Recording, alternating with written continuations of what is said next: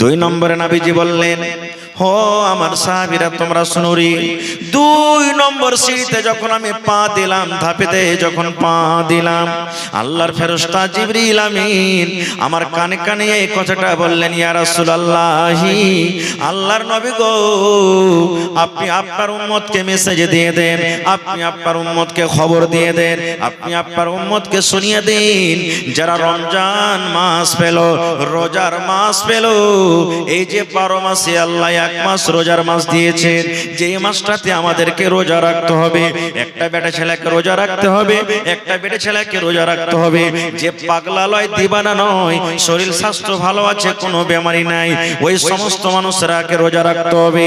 দয়ার নবী বললেন, যে আমার উম্মতরা রোজার মাস পেল, আর রোজার মাস পাওয়ার পর রোজার মাসকে হেলা ফেলা করে কাটিয়ে দিল, রোজা রাখলো না রে, রোজা রাখলো না, তারাবির নামাজ পড়লো না, জিকির আজকার করলো না, কোরআন তেলাওয়াত করলো না, রোজা রেখে নিজের 1 বছরকার জীবনের গুনাহটাকে maaf করতে পারলো না, আল্লাহ তাবারক ওয়া তাআলার ফেরেশতা বলছেন, নবীজি আপনি বলে দেন, ওই লোকটা যেন হালাক হয়ে যায়, ওই লোকটা যেন বরবাদ হয়ে যায়, ওই লোকটা যেন ধ্বংস হয়ে যায়, ওই লোকটা যেন হালাক হয়ে যায়।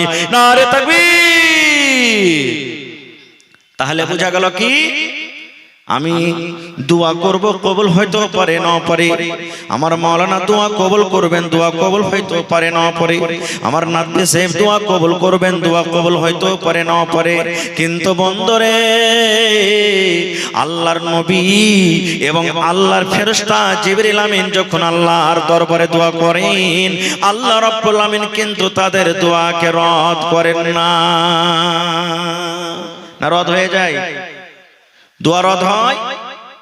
একটা হাদিস আপনাদের সামনে রাখি, কত দোয়া তাড়াতাড়ি করে কবুল হয় নবীজির। আহা, আল্লাহর নবী একদিন খুতবা দিচ্ছেন, খুতবা চলছে, ওয়াজ করছেন, নসিহত করছেন, আর একজন সাহাবী এসে বলছেন, ইয়া রাসূলুল্লাহ, আল্লাহর দরবারে একটা দোয়া করেন। কি দোয়া? গাছ শুকিয়ে গেল, পাতা শুকিয়ে গেল, ছাগল বকরি সব না খেয়ে মরতে লাগলো নবীজি, কতদিন থেকে মেঘ হয়নি, পানি হয়নি, ঘাস পাত সব শুকিয়ে গেল, আসমানের দুয়ার বন্ধ হয়ে আছে, পানি হয়নি, আল্লাহর দরবারে একটু দোয়া করেন নবী গো, আল্লাহ রাব্বুল আমিন যেন নিজের দয়ার বৃষ্টি, দয়ার পানি দেয়। নবীজি ঘাস পাত সব শুকিয়ে গেল, একটু দোয়া করেন যেন আল্লাহ তাবারক ওয়া তাআলা পানি দেন। নবীজি কিন্তু খুতবা দিচ্ছেন, মিম্বারে নবীজি হাত তুলে দিলেন। আহা, মিম্বারে হাত তুলে দিলেন খুতবা দিতে দিতে, নবীজি খুতবা দিতে দিতে হাত তুলে দিলেন, দোয়া করতে আছেন রে মুসলমান, দোয়া করতে না করতে ঝমঝম ঝমঝম ঝমঝম ঝমঝম করে পানি শুরু হয়ে গেল। সাহাবায়ে কেরাম বলছেন, ইয়া তো মেঘ শুরু হয়ে গেল, পানি শুরু হয়ে গেল, মনে হয় আমরা আর বাড়ির ভিতরে যেতে পারবো না, ভিজতে ভিজতে আমরা বাড়ি চলে গেলাম। কতদিন মেঘ হলো, শুক্রবারে নবী দোয়া করলেন, শুক্রবার মেঘ হলো, শনিবার মেঘ হলো, রবিবার মেঘ হলো, সোমবার মেঘ হলো, মঙ্গলবার মেঘ হলো, বুধবার মেঘ হলো, বৃহস্পতিবার মেঘ হলো, শুক্রবার আবার চলে এলো, মেঘ হতে আছে, মেঘ হতে আছে, মেঘ কিন্তু ছোটে না। আপনারা বলেন, আমাদের এলাকাতে যদি একদিন 24 ঘন্টা ভালোভাবে পানি হয়, দেখলে তো বুঝতে পারবেন, বুঝতে পারবেন ভাই, সব ডুবে যাবে। 8 দিন মেঘ চলছে মুসালসাল। নবীজি আবার দ্বিতীয় জুমাতে খুতবা শুরু করে দিয়েছেন। ওই যে সাহাবী প্রশ্ন করেছিলেন, ওই কিংবা কোন একটা সাহাবী বললেন, ইয়া রাসূলুল্লাহ, আল্লাহর নবী গো, গত জুমাতে আপনি পানির জন্য দোয়া করেছেন গো নবীজি, আল্লাহ রাব্বুল আমিন এত পানি দিয়েছেন, এত মেঘ দিয়েছেন, মেঘের কারণে একটুকু ডাঙা নাই, সুঘা নাই, সমস্ত ডুবে গেল, ঘাস পাত সব ডুবে গেল, মাল জালকে আমরা জীবজন্তুকে কি খাওয়াবো? আল্লাহর দরবারে একটু দোয়া করে দেন, আল্লাহ রাব্বুল আমিন যেন এই পানিকে বন্ধ করে দেন। নবীজি আবার সেই খুতবার মাধ্যমে হাত তুলে দিলেন, আর হাত তুলে দোয়া করলেন, আল্লাহুস সামাদ, যেমনই দোয়া করা সঙ্গে সঙ্গে পানি বন্ধ হয়ে গেল। তাহলে বলেন, এরকম নবী দোয়া করছেন, পানি চালু, নবীজি দোয়া করলেন, পানি বন্ধ, তাহলে এরকম নবী যদি বদদোয়া করেন কার জন্য? ওই লোকটার জন্য যে রমজান মাস পেল আর রোজা রাখলো না, তাদের থেকে কপাল পড়া দুনিয়া তার কেউ আছে ভাই? তাদের থেকে কপাল পোড়া দুনিয়াতে কেউ আছে? কিন্তু হায়রে আফসোসের কথা, এই রমজান মাস যে আসছে কত ভাইয়ের কিন্তু বেমারি বেড়ে যাবে ভাই। এই 2, 4, 10, 20 টাকা 100-200 টাকার গ্যাসের ওষুধ নিয়ে নিবে, আর গ্যাসের ওষুধ নিয়ে তখন সকাল সকাল খাইবার কই ভাই রে খুব পেট জ্বলছিল, রোজা করতে পারি না, রোজা করতে পারি না।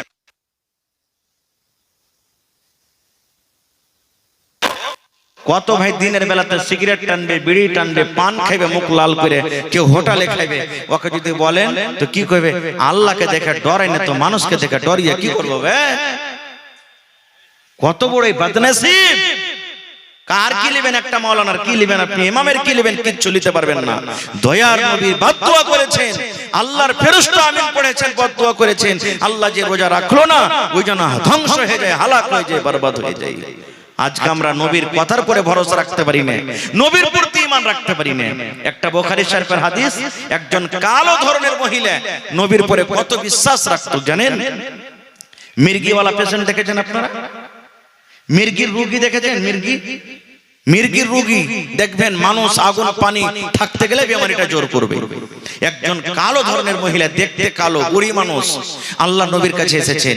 আসার পর কি বলছেন? আল্লাহর নবী গো, আল্লাহ রাব্বুল আলামিন আমাকে একটা রোগ দিয়েছেন গো নবীজি, একটা বেমারি দিয়েছেন। কি বেমারি? আমার কাছে মির্গির রোগ আছে, আমার কাছে মির্গির অসুখ আছে গো নবীজি। আল্লাহ নবী গো, আগুন বুঝি না, পানি বুঝি না, লোকজন বুঝি না গো নবীজি, বেমারি আমার চালু হয়ে যায়, আমি কিন্তু বেহুশ হয়ে পাগল হয়ে যাই, একটু আল্লাহর দরবারে দোয়া করে দেন। আমার বিশ্বাস আছে, দেখেন মহিলার কেমন কথা, আমার বিশ্বাস আছে, আমার ঈমান আছে, আপনি হলেন আল্লাহর নবী, আল্লাহর দরবারে যদি আপনি দোয়া করেন আল্লাহ রাব্বুল আলামিন আপনার দোয়া কবুল করবেন, আল্লাহ রদ করবেন না। কি দোয়া নবী গো? নবী গো, আমি একটা মহিলা মানুষ, আল্লাহ রাব্বুল আলামিন আমাকে মির্গের বেমার দিয়েছেন গো নবীজি, একটু আল্লাহর দরবারে আমার জন্য দোয়া করে দেন, আল্লাহ রাব্বুল আলামিন আমার যেন এই বেমারিটাকে দূর করে দেয়। আপনারা যেমন মসজিদ ঘরে ইমাম সাহেবকে 500, 1000, 2000 দিলেন, বা এমনি বলছেন একটু ইমাম সাহেব দোয়া করে দেন যাতে এই অমুক জনা মুসিবত আছে, মুসিবত দূর হয়ে যায়। আজকে আপনি দান করবেন, মাওলানা আমার মা কি বাপ কি দাদু দাদি মুসিবত আছে যেন দূর হয়ে যায়, করেন কি করেন না? সেই মহিলা বলছেন ইয়া রাসূলুল্লাহ, একটু আল্লাহর দরবারে আপনি দোয়া করেন যেন আল্লাহ আমার এই মুসিবতটাকে দূর করে দেয়, মির্গির বেমারিটা দূর হয়ে যায়। ভাইরে, এবার নবীজি কি বলছেন দেখেন, রে আল্লাহর বান্দি, আমি তোমার জন্য দোয়া করব, আল্লাহ হয়তো তোমার বেমারিকে ভালো করে দিবেন, কিন্তু বান্দিরে শোনো, তার আগে তোমাকে আমি দুইখানা অপশন দিচ্ছি, দুইখানা আমি তোমাকে রাস্তা দিচ্ছি। 1 নম্বর অপশন, আল্লাহ যে তোমাকে বেমারি দিয়েছে, তোমার কাছে যে মির্গের রোগ আছে রে বান্দি, তুমি যদি সবর করো, তুমি যদি ধৈর্য ধরো, আল্লাহ তোমাকে বেমারি দিয়েছে, তুমি যদি সবর করো, সবর করার কারণে আল্লাহ রাব্বুল আমিন তোমাকে জান্নাত দান করবেন, তুমি জান্নাতের ভিতরে চলে যাইবা। আর যদি তুমি বলো যে না, দোয়া করে দেন আমি যেন ভালো হয়ে যাই, তাহলে আমি নবী আল্লাহর দরবারে দোয়া করতে গেলে হয়তো আল্লাহ আমার দোয়া কবুল করবেন, তুমি ভালো হয়ে যাইবা। তাহলে কি চাও তুমি? তুমি দুনিয়াতে ভালো হয়ে বাঁচতে চাও, তাহলে আমি দোয়া করে দেব। আর না হলে সবর যদি তুমি করো, এই বেমারির পরে সবর করো, ধৈর্য ধরো, তাহলে আল্লাহ রাব্বুল আমিন তোমাকে কিয়ামতের দিন জান্নাত দান করবেন। কি চাও তুমি? নবীজি দুটো অপশন দিলেন, তুমি দুনিয়াতে ভালো হয়ে থাকতে চাও, আমি নবী দোয়া করে দেব, হয়তো তুমি ভালো হবে। আর না হলে আল্লাহ যে তোমাকে বেমারি দিয়েছে, তুমি সবর করতে পারো, তাহলে আল্লাহ তোমাকে জান্নাত দান করবে। তুমি আল্লাহ জান্নাত নিবে না দুনিয়াতে ভালো হয়ে থাকতে চাও? এই জামানার আমরা মানুষ হতাম, কি বলতাম, মাওলানা দোয়া করে দেন, জান বাঁচলে লাখ উপায়। কিন্তু ওরে সুবহানাল্লাহ, কেমন মহিলা বলছেন ইয়া রাসূলুল্লাহ, আল্লাহর নবী গো,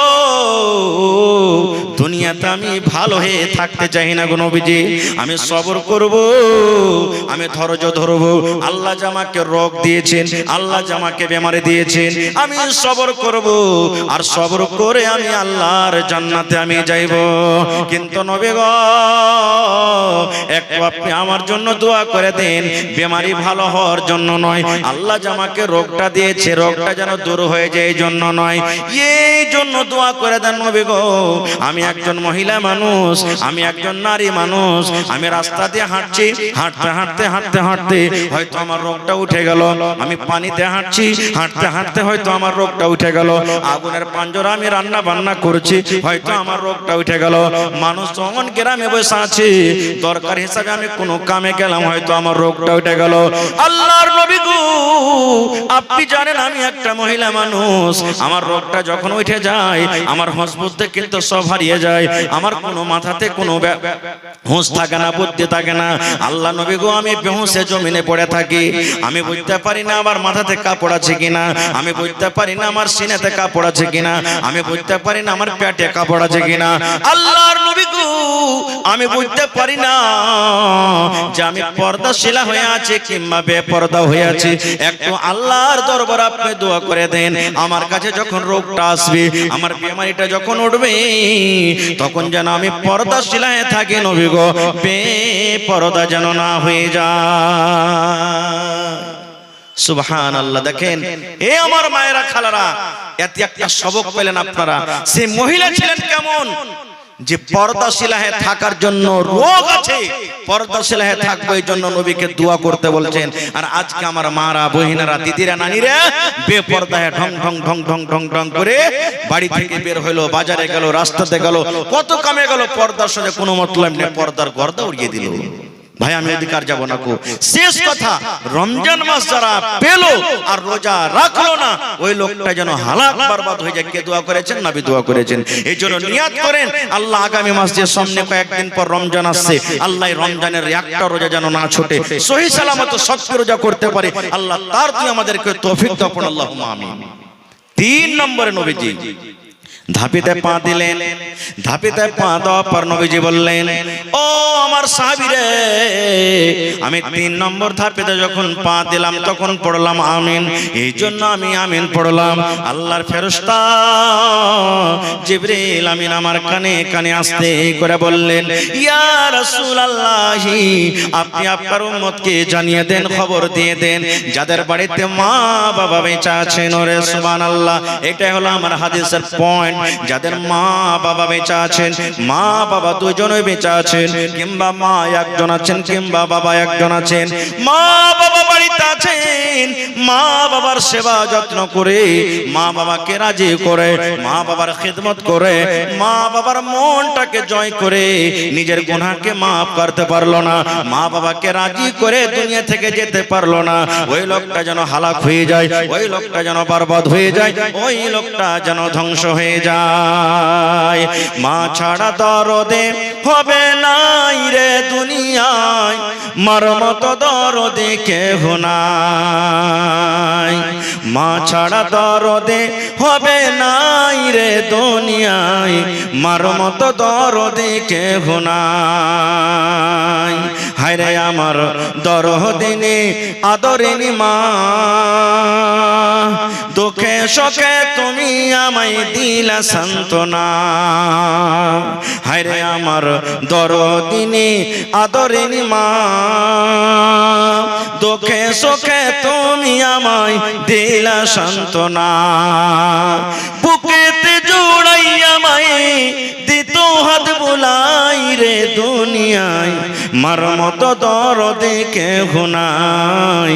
মা ছাড়া দরদে হবে নাই রে দুনিয়ায়, মার মতো দরদে কেহ নাই। আমি ব্যথা পাইলে দেখতাম মায়ের চোখে পানি, রাখতো সাদা কাছে কাছে ডাকতো জাদুমণি। আমি ব্যথা পাইলে দেখতাম মায়ের চোখে পানি, রাখতো সাদা কাছে কাছে ডাকতো জাদুমণি। মায়ে আমার জন্য করলেন দোয়া আল্লাহর দরগায় রে দুনিয়ায়, মার মতো দরদি কেহ নাই। মা ছাড়া দরদি হবে নাই রে দুনিয়ায়, মার মতো দরদি কেহ নাই। নারে তাকবীর। তাহলে মা বাবার খিদমত করতে হবে। আল্লাহ তাআলা কোরআনে বলছেন ওয়া'বুদুল্লাহ ওয়ালা তুশরিকু বিহি শাইআ। আল্লাহ রাব্বুল আলামিন বলেন, হে দুনিয়ার মানুষ রে, তোমরা একমাত্র আল্লাহর ইবাদত করো, এক আল্লাহর পূজা পাঠ করো, এক আল্লাহর বান্দেগি করো, এক আল্লাহর তোমরা ইবাদত করো, এবং আল্লাহ রাব্বুল আলামিনের সাথে অন্য কাউকে তোমরা শরীক করিও না। এটা হলো আল্লাহর হক একটা বান্দার উপরে, বান্দির উপরে। আল্লাহর এটা হক যে তোমরা একমাত্র আল্লাহর ইবাদত করবে, বান্দাগি করবে, এবং আল্লাহ রাব্বুল আলামিনের সাথে অন্য কাউকে শরীক করবে না। এইবারে 2 নম্বরে আল্লাহ রাব্বুল আলামিন বলেন, হে দুনিয়ার মানুষ, তোমরা আমার হক আদায় করার পর, তোমরা আমার ইবাদত বান্দাগি করার পর, তোমরা আমার পূজা পাঠ করার পর, ওয়া বিল ওয়ালিদাইনি ইহসানা, তোমরা মা বাবার সাথে ভালো ব্যবহার করবে, তোমরা মা বাবার সাথে হোসন সলুক করবে, তোমরা মা বাবার আদর করবে, মা বাবার তোমরা কথা মতন চলবে, মা বাবার তোমরা খিদমত করবে। ওরে সুবহানাল্লাহ, এই আয়াত আমরা কি বুঝতে পারলাম? আল্লাহ তাবারক ওয়া তাআলা মা বাবার মাকাম মারতাবাকে কত উঁচা করে দিয়েছেন যে নিজের ইবাদত বান্দেগীর পর আল্লাহ তাবারক ওয়া তাআলা মা বাবার জিকির করেছেন যে তোমরা মা বাবার তোমরা খিদমত করো, খিদমত করো। সুবহানাল্লাহ। ভাই আমার, মাতা পিতা আমাদের দুজন বাড়িতে আছে। এই মজলিসে কত লোকের মা বেঁচে আছেন, কত লোকের আব্বা আছেন, কত লোকের মাতা পিতা দুজনই আছেন। আমরা বুঝতে পারি না যখন বেঁচে থাকে যে কত বড় মা বাপ একটা আল্লাহর দেওয়া নিয়ামত। বুঝতে কখন পারি? যখন দুনিয়া থেকে চলে যাই। একটা কিমতি জিনিস যখন দুনিয়া থেকে চলে যায় তখন আমরা পারি। জীবনে আপনার বেঁচে থাকা কালে একবার করে জীবনে আসবে, আর হারিয়ে যেতে গেলে 3টা জিনিস এমন আছে আপনি জীবনে ওকে আর কিন্তু পাবেন না, খুঁজে পাবেন না। 10 ব্যাটারির লাইট দিয়েও যদি খুঁজেন তো পাবেন না। তার মধ্যে একটা হলো কি? মা বাপ। মা বাপ দুনিয়া থেকে যদি একবার চলে যায়, ঘুরিয়ে পাবো ভাই? জোরে বলেন, পাবো ঘুরিয়ে? আল্লাহ যে আপনাকে রূপ দিয়েছে, সৌন্দর্য দিয়েছেন, এই রূপটা যদি একবার চলে যায় ঘুরিয়ে পাবো? পাওয়া যাবে না। আল্লাহ তাবারক ওয়া তাআলা আপনাকে যে জওয়ানিটা দিয়েছেন, জওয়ানিটা যদি একবার পার হয়ে যায় একে ঘুরিয়ে পাবো? আর পাওয়া যাবে না। 3টা জিনিস মানুষের জীবনে এমন কিমতি, এমন দামি, একবার যদি চলে যায় জীবনে আর ওকে ঘুরিয়ে পাওয়া যাবে না। একজন সাহাবী এসে নবীকে বলছেন, ইয়া রাসূলুল্লাহ, আমার মা বাপ দুজনই হয়তো বাড়িতে আছেন, আমি মা বাবার সন্তান ছেলে, আমার আখলাক, আমার চরিত্র, আমার ব্যবহারের সব থেকে হকটা কে রাখে? আমি কার সাথে বেশি ভালো ব্যবহার করব, মায়ের না বাবার? আমার উপরে কার বেশি হক, মায়ের না বাবার? এমন প্রশ্ন করে দিলেন নবীজিকে, হুজুর, আমার ব্যবহারের, আমার চরিত্রর কে বেশি দাবেদার? আমি কার বেশি সেবা করব? আমার উপরে কার বেশি হক, মায়ের না বাবার? এই মায়েরা, খালারা শুনেন, দয়ার নবী বললেন, উম্মুকা, তোমার মার হক। কার হক বললেন? বাপের বললেন না বাবার? মায়ের বললেন উম্মুকা, তোমার মায়ের হক। এবারে সে সাহাবী আবার প্রশ্ন করে দিলেন, আল্লাহর নবী গো, 1 নম্বর আপনি মায়ের হক দিয়ে দিলেন গো নবীজি, 2 নম্বরে বলেন তো এবার কার হক আমার পরে রয়েছে? দয়ার নবী আবার বলে দিলেন, উম্মুকা, তোমার মায়ের হক। কয়বার হলো?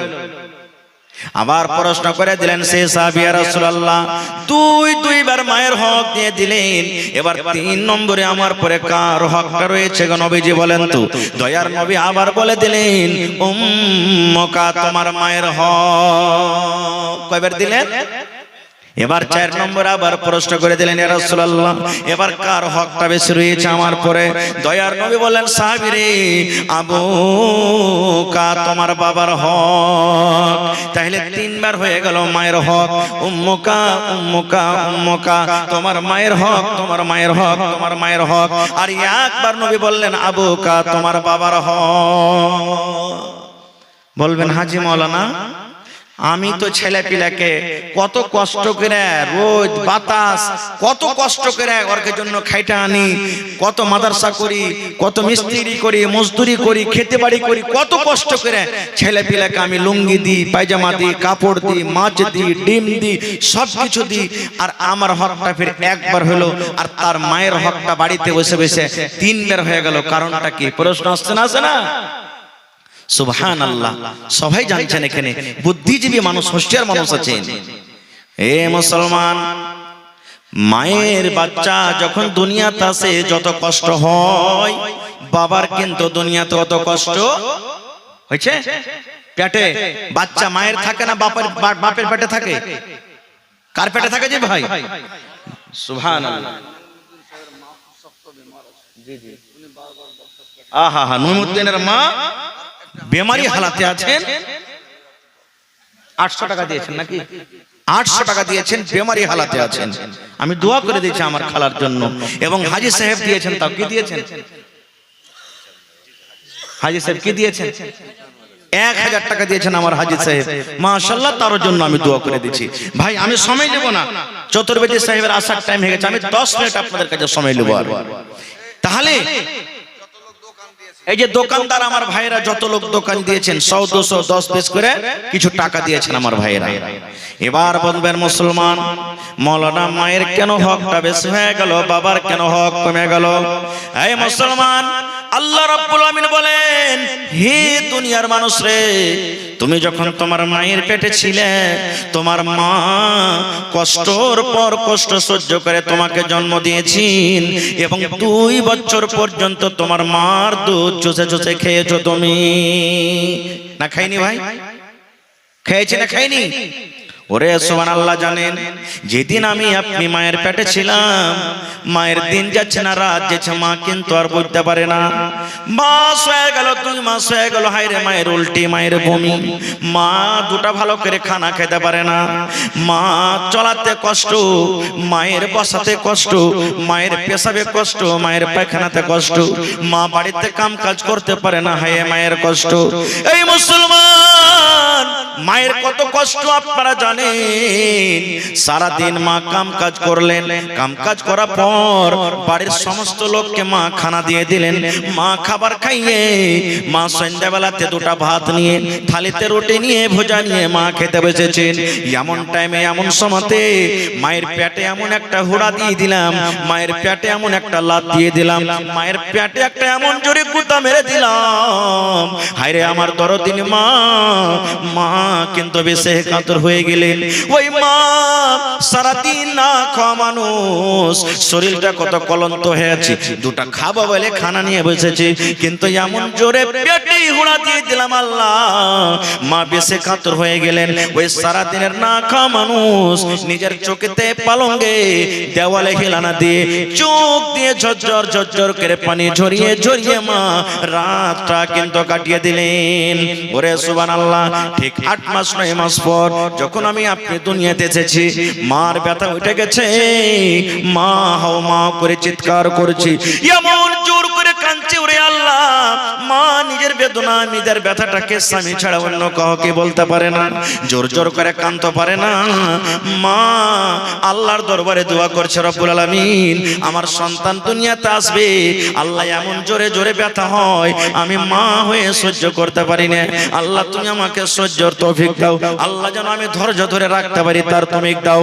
এই রব্বুল আলামিন, ওই টাইমে মায়ের একটা এমন ব্যথা আছে, মা আল্লাহর দরবারে দোয়া করেন, আল্লাহ জি আমার মরে যাওয়া ভালো, কিন্তু এরকম ব্যথার আমি সহ্য করতে পারি না। এবারে আমি আপনি দুনিয়াতে যখন এলাম, হায়রে মায়ের এত কষ্ট, মনে হয় জিহাদের ময়দানে যেমন মানুষরা লড়াই করতে করতে, যুদ্ধ করতে করতে যেমন রক্তে রক্তিত হয়ে যায়, মা ওই মতো কিন্তু রক্তে রক্তিত হয়ে যায়। এবারে সুবহানাল্লাহ, দুনিয়াতে যখন এলাম, মা আমার আপনার লালন পালন করতে লাগলেন।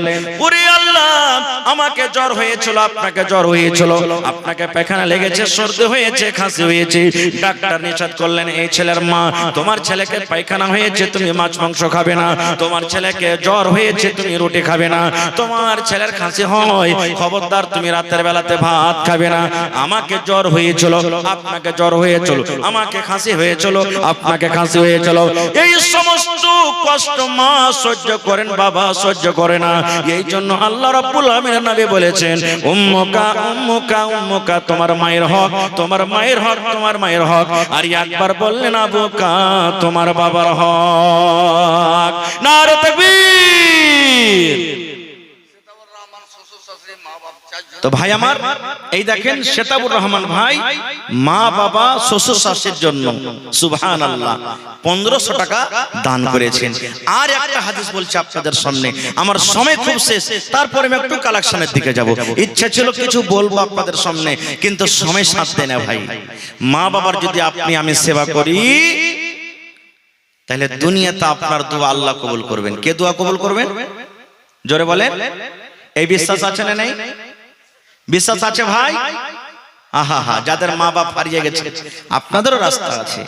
একজন সাহাবী বলছেন, ইয়া রাসূলুল্লাহ, মা দুনিয়াতে নাই, হঠাৎ করে মারা গেছে, মা কবরে চলে গেছেন, মা থাকলে সেবা করতাম, তাইলে মা যে কবরে চলে গেল, মায়ের জন্য কিছু করতে পাবো না নাকি? আল্লাহর রাসূল বললেন, সাহাবী, মা তোমার কবরে চলে গেছে, মা থাকলে তুমি সেবা করিতে, মা তোমার নাই, দুনিয়াতে কবরে চলে গেছেন, মায়ের জন্য তুমি দান করো, সাদকা করো, খায়রাত করো।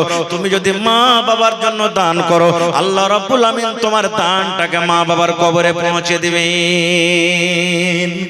এটা যারকে মা বাপ মরে গেছে তাদের জন্য।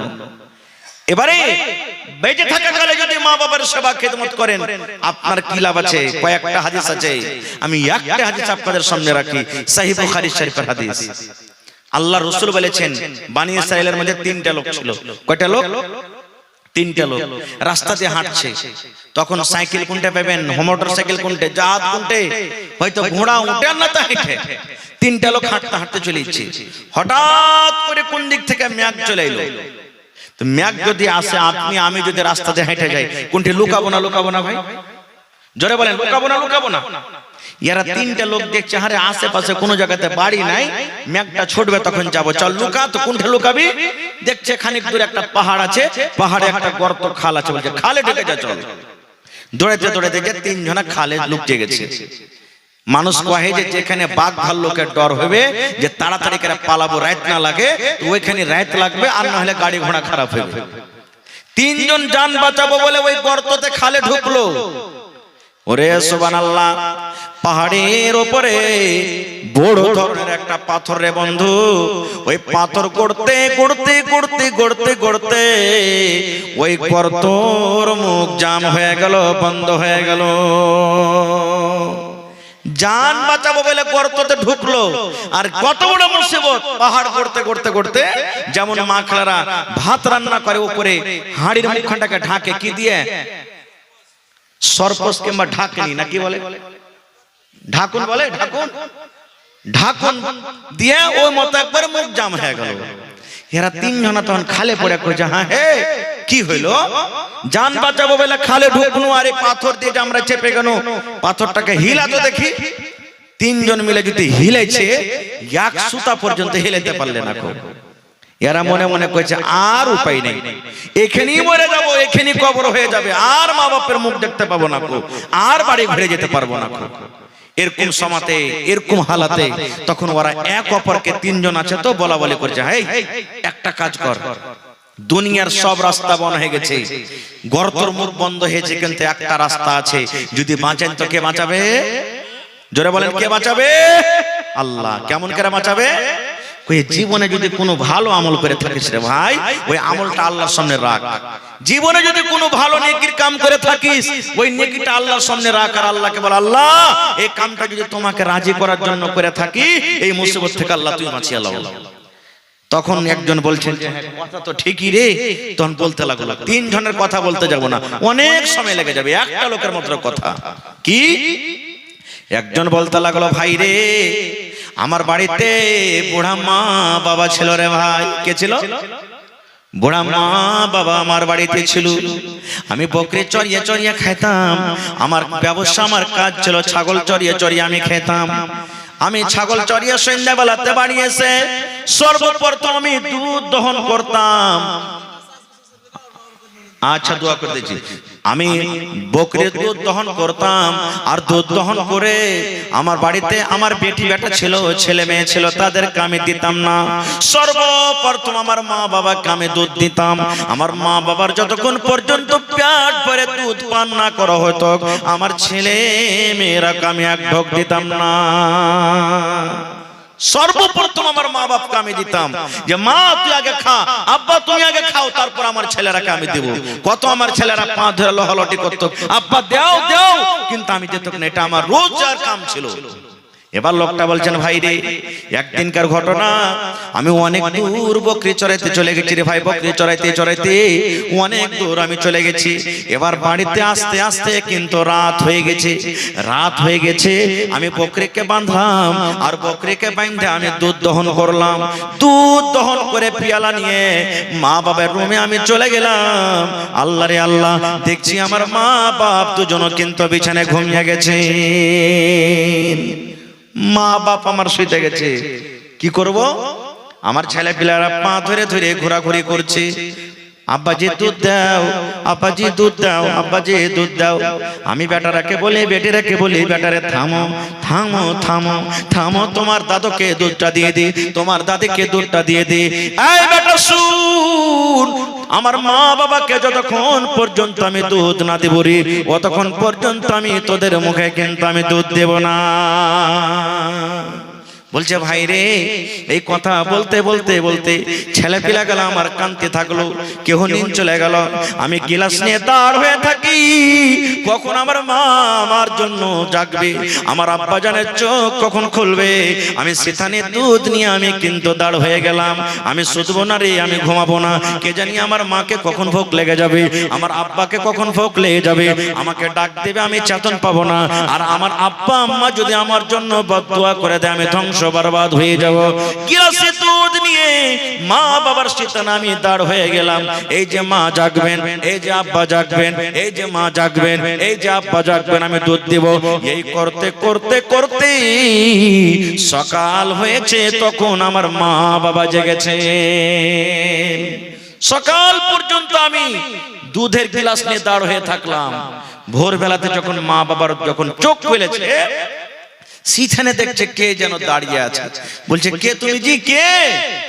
তখন লোকটা বলছে, ভাই রে, আমার মা বাবাকে বললাম, মা গো, আমি তোমার হতভাগা সন্তান। বলছে, বেটা রে, তুমি কেন এখানে দাঁড় হয়ে আছো ঘরে? বলছে, মা, আমি অনেক দূর আজকে বকরি চড়াইতে চলে গেছিলাম, বাড়িতে আমার আসতে লেট হয়েছে। আমি দুধ দহন করে যদি আসছি, দেখছি তোমরা ঘুমিয়ে গেছো, আর আমি এক গিলাস নিয়ে দাঁড় হয়ে আছি, কখন তোমরা জাগবে, কখন তোমাদেরকে আমি দুধ দেব। কিন্তু মা, তোমরা না জাগছো, আমি না তোমাদেরকে দুধ দিতে পারছি। মা গো, গোটা রাত আমার কেটে গেল, আমি এই শীতানে দুধ নিয়ে দাঁড়িয়ে আছি। ওরে ভাই আমার, দেখেন কেমন মা বাবা। ওরে সুবহানাল্লাহ। লোকটা বলছেন, ভাই রে, আমার মা এই কথা শুনে আমাকে এরকম ভাবে বলছে, বেটারে আয় আয়, তুই আমার কোলে একবার আয়, আমার বুকে বুকে তুই একবার লেগে যা। এবার বুকে বুকে মায়ের লেগে গেলাম। মা সুন্দর করে আমাকে দোয়া দিলেন, এই রব্বুল আমিন, আমার ছেলে আপনার জন্য যা করেছে, আমার ছেলে আমার জন্য যা করেছে, আমি মা খুশি হয়ে গেছি, মা আমি রাজি হয়ে গেছি। আল্লাহ, তুমি আমার ছেলের উপরে তুমি রাজি হয়ে যাও। এই রব্বুল আমিন, আমার ছেলে যদি দুনিয়ার কোনো মুসিবতে পড়ে যায়, দুনিয়ার যদি কোনো পেরেশানিতে পড়ে যায়, আল্লাহ জি, ওই আমার ছেলেকে দুনিয়ার মুসিবত থেকে তুমি উদ্ধার করে নিও। এবার লোকটা বলছেন, আল্লাহ, এই কাজটা যদি আমি তোমাকে রাজি করার জন্য, তোমাকে সন্তুষ্ট করার জন্য করে থাকি, আল্লাহ তুমি এতখানি পাথর হটিয়ে দাও যেন আকাশে আমরা দেখতে পাই, আকাশটা দেখতে পাই। যেই পাথর তিনজন মিলে হটাতে পারলো না, যেমনই নিজের ঘটনাটা বয়ান করা, আল্লাহর রাসূল বলেছেন, পাথরটা হটতে হটতে হটতে তিন ভাগ করে এক ভাগ মুখ থেকে পাথর হইতে গেল। আকাশ দেখতে পেলে কিন্তু এখনো বাড়ার চান্স নেই, বাড়াইতে পারবে না।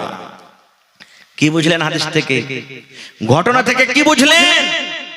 মা বাবা একটা এমন বড় নিয়ামত, যদি মা বাবার সেবা যত্ন করেন, মা বাবার যদি নেক দোয়া যদি আপনি আমি পেয়ে যাই, ভাই দুনিয়া আখিরাত ধন্য হয়ে যাবে।